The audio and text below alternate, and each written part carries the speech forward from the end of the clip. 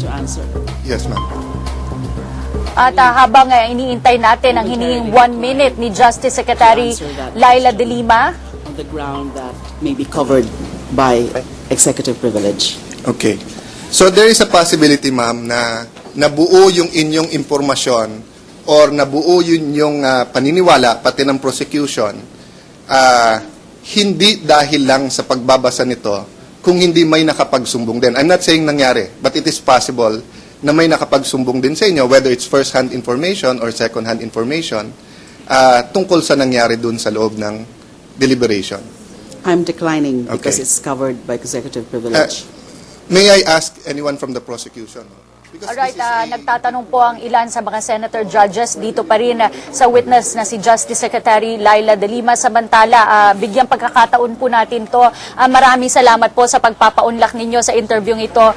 Former Senator Rene Sagisag, magandang hapon po. Magandang hapon, no. Naligaw dito ang former o laos na senador dahil may inabot na papel sa isang kaibigan doon. Nothing to do with impeachment. Senator Sagisag, kayo po ay isa sa mga naging bahagi ng trial, ng impeachment trial ni dating Pangulong Erap. How do you compare this? Let me correct that. I had no role whatsoever in that impeachment case. I never helped over dogs. It was only when he fell Yes. that he asked that I help, and after some agonizing moments with my wife, eventually I accepted. But he was then the underdog. Yes. How do you compare this trial to that of the impeachment of former President Erap? Well, yung una hindi natapos kaya mahirap ihambing, no? Dahil na natatandaan natin doon, nagbotohan democratically, 12-11, nanalong prosecution, nag-walk out. Pagkatapos yung referee, si Chief Justice Davide, kinabukasan, sumali sa other team. When he should have acted on the various petitions pending. Or he should have cited those who walked out for contempt. Kaya wala tayong natutunang aral doon dahil hindi natapos eh. And up to now, it has not been formally concluded. Ngayon, ito naman, hindi ko naintindihan na nangyayari din dito dahil ang pattern ko lang yung sa kay Clinton. Yung kay Clinton, no one could ask questions except the Chief Justice reading written questions of the senators. Pero ito, tama si Miriam, tanggalin mo radio TV, 1 week, tapos ito. Nasabi nyo nga, sir, na ibang-iba na yung takbo ng impeachment ngayon. Ano pong read ninyo, especially that you're very vocal on that the Chief Justice should already resign from his position? Well, in the national interest, I think na too many things have come out na he may walk on some technicality, but will never be understood by the sovereign people. Kaya tingin ko talagang sa ikabubuti ng lahat, maglimi-limi siya kung ito dapat ituloy, he may win now, marirefile the following year. In the meantime, ano mangyayari? Not much can be done. Isa lang ang trabaho ng Korte Suprema to decide cases. 6,000, 8,000 cases yata nakapending, hindi na aksyonan. Kamukha ngayon, lahat nakatutok dito. Kaya, to me, sa halip ng yearly ritual na tayo nagkikita-kita dito, siya dapat to step down in the national interest. Senator Sagisag, kanina po sinabi nyo that there are things that the Chief Justice Davide should have done nung panahon po ng trial ni Erap. What can you say po about how Senate President Juan Ponce Enrile is conducting this trial? Well, ang gusto ko lang makita, halimbawa, sa mga senador at sa mga justices na bumoto against the disclosure ng accounts. Simple lang. All of them should have stated, I have no conflict of interest. Dahil baka naman sila lahat may deposito rin. And they were protecting their own, I will not use the word, no? Meaning, kapakanan pansarili hindi kapakanan pambayan. Kaya ako, cynically, ako nagtrabaho rin sandali sa pamahalaan. Ang politiko, dalawa lang ang code, ano yan eh. Number 1, survival. Number 2, self-interest. Minsan, nagko-coincide with the national interest. Pero dito, kamukha niyan, by their failure to disclose, if they have any conflict of interest, ethically, nalalabuan ako doon. Dahil baka ang pinoproteksyonan nila, not si Rene, but sarili nila. Next year, being an election year, do you think it will have it will factor in on how the senator judges will be voting? Well, yan naman ang magiging final ano nila eh. How will this affect my political future 2013, 2016, beyond that? Kaya, in the end, kung yun ay matapat sa ikabubuti rin ng nakararami, good. Pero between nakararami at pansarili nila, everybody's virtually a trapo. Nauna ang kapakanan ng pansarili. Nasabi nyo nga, sir, na you're always on the side of the underdogs. Then what if the Chief Justice is impeached and he invites you to be in your council? Will you take it? May kahirapan yan dahil that's the same question tinatanong sa akin if I could help the Marcoses. I have fought them for the longest time, out of court, in court. Eh ito rin, ako naman ng banat ng banat, he would not consider me. But if I were asked, yun ang problema, anybody, dahil I have always said na if you're in trouble and you think I can help, let's talk. Pero sa ngayon, mahirapan akong but like I said, nandito lang naman tayo to be able to help other people. So sa general principle, anyone in trouble needing my help and think I can give it, mag-usap tayo.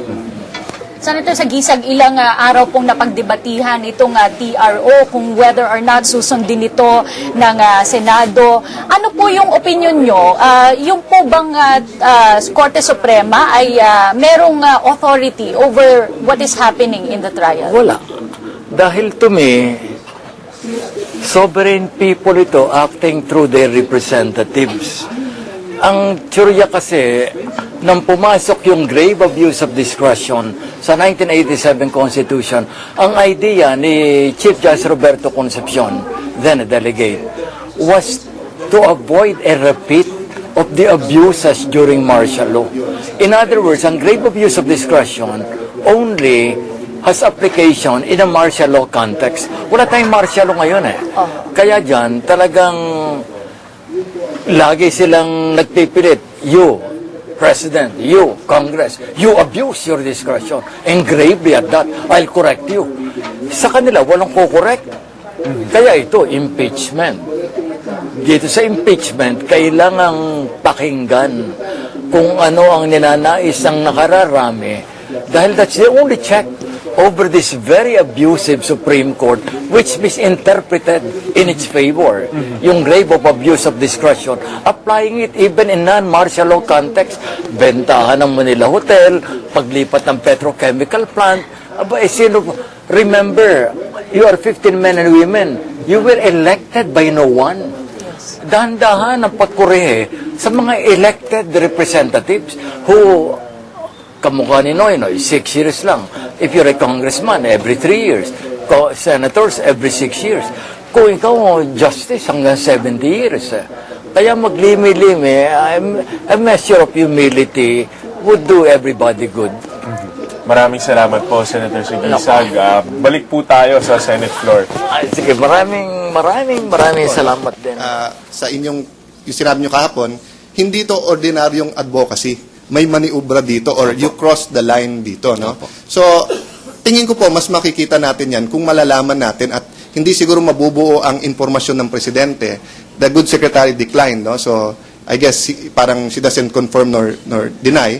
Ganun din po, ang Presidente po kasi is allowed to receive information from the military that he doesn't have to share or from intelligence or from his alter ego. It's covered by executive privilege, no? But I think that would be very relevant information here. But I don't want to go into circles because I think I made my point there. At the end of the day, ang magiging decision kasi namin, impeachable ba dahil partial at nagkaroon ng maniubra dito, or normal lang to na yun ang akala talaga ng Chief Justice na ayon sa batas at kinumbinsi lang niya or siya na kumbinsi din ng mga kasama niya. Tama po kayo. Actually, ang charges po namin dalawa.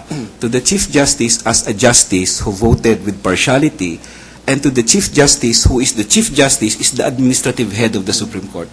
Doon po sa pangalawa muna po tayo. Marami siyang acts. He alone could have promulgated the decision. He alone could have ordered Maidas Marquez to mislead the public with information. He alone could have extended the office hours of the Supreme Court. He alone could have ordered the process server. I-serve mo yan kahit alas 7 kay Secretary De Lima. I'm just, if I may lang, Your Honor. Counsel, it's just unfair to the defense kasi halimbawa sinabi mo he alone could extend it.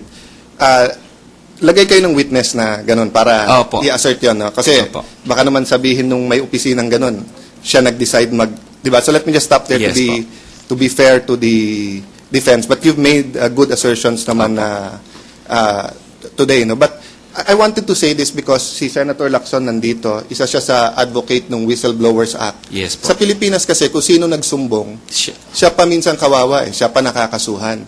And this isn't only applicable to lower employees, lower level employees. Ibig sabihin, kung yung isang Supreme Court Justice biglang pumunta dito, baka pagtulungan din siya nung iba Kung, or alimbawa, kami mga senador, may nangyari, biglang may magsumbong. Hindi nangyayari yun sa mga caucus namin. And I assume hindi nangyayari yun sa Supreme Court. But assuming na may ganung pangyayari, na criticize din at na...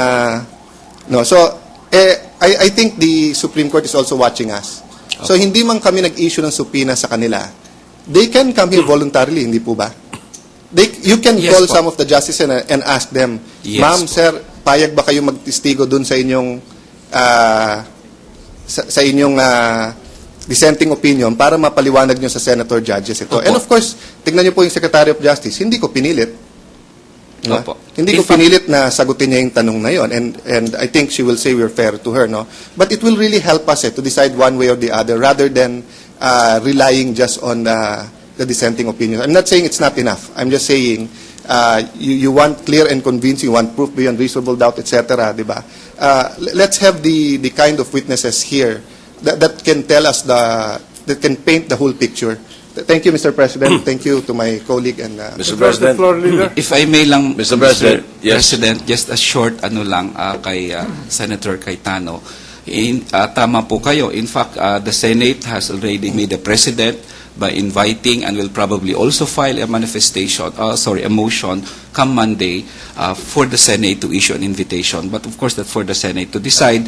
Kahit na tingin namin, mahalaga ang testimony ni Justice Sereno, lalo na't interesado ang defense, ang prosecution, and maybe the senators. Hindi ko na po i-discuss yung sinabi ko kanina pong he alone. Doon lang po ako sa isang sinabi ko kanina na doesn't need a witness. Pwede bang maging partial ang isang justice sa desisyon niya? Pwede po. In fact, ang teorya ng defense is you impeach all justices or no one at all. Kasi sabi nila, collegial yun So, lahat naman ng desisyon po doon collegial Pero hindi. The Constitution required that each justice will be of impartiality, independence, probity. Hindi naman po pwedeng sabihin, 10 tayong nagnanakaw. Nahuli po ako, sabihin ko, ay, huwag niyo akong kasuhan, may siyam akong kasama dyan. No, it's collegial, yes. Ang issue ngayon dito is that the Chief Justice is being impeached. The other justices may be partial or impartial. It's not the issue here. If the other justices sided with him based on their innocent reading of the evidence or the Constitution, that's their issue. But the fact is, you cannot hide behind collegiality merely on the basis na marami naman nakumbinsi ako Kung na-bribe ka, for example lang, hindi ko sinasabing na-bribe Chief Justice, pag na-bribe ang isang justice out of the 10, hindi siya pwedeng magsabing, 10 naman kami nagbigay ng TR.